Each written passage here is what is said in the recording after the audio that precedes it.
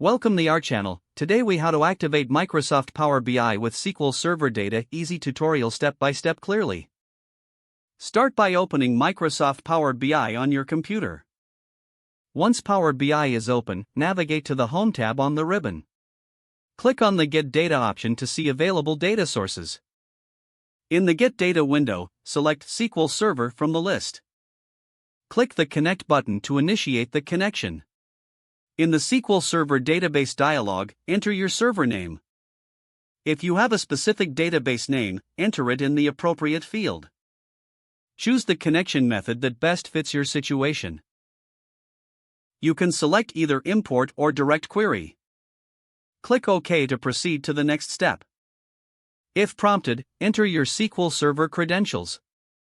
Select the authentication method and input your username and password. After entering your credentials, click Connect to establish the connection. Power BI will then load the available tables from the SQL Server database.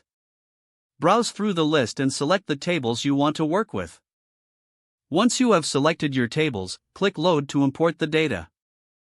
Wait for Power BI to process and load the data into your workspace.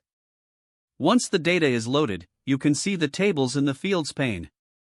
Now, you can start creating your visualizations using the imported data.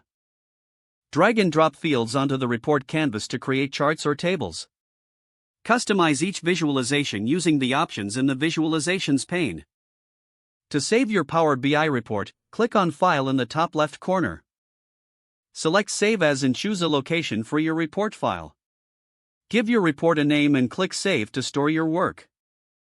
You have now successfully activated Microsoft Power BI with SQL Server data. Enjoy exploring and analyzing your data. If the page does not load, refresh the browser or try. Make sure you are using the correct email address, then retype it carefully to avoid small typos. Don't forget to like this video and subscribe to our channel for more step-by-step tech guides.